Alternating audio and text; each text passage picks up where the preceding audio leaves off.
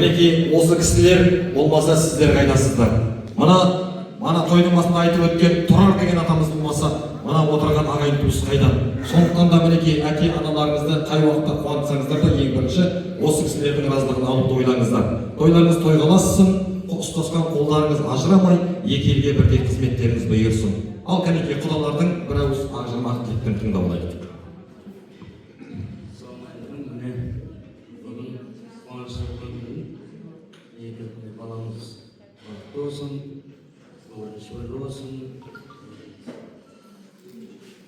Бәріңізге рахмет.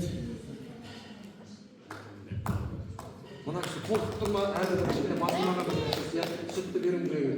Ал кәнекей жалғастыр. Ал құрметті құдалар, ағайын туыс, бүгінгі қуанышты сәтте сіздердің шаңырақтарыңызға қызымыздың жүгін әкеліп аманаттап тапсырғалы жатқан күн екен. Бүгін жүгі өздеріне бұйырсын, үйлерінде тоссын. Қызымыз осы ауылға келген, яғни осы ауылда бағы жанып, бақытты келін, аяулы жар, ардақты ана болсын.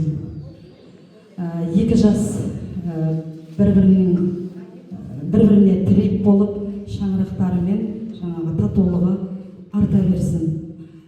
Құдалықтарымыз енді сіздерге сенеміз, қызымызды өз қыздарыңыздай көріп, ақ баталарыңызды беріңіздер. Көп нәрсе, білмеген нәрсесін өздеріңіз үйретерсіздер. Құдалығымыз мың жылдық болып, ары қарай мерейлері үстем болсын, тату тәтті өмір кешсін. Қашанда тойға келейік, құтты бола берсін.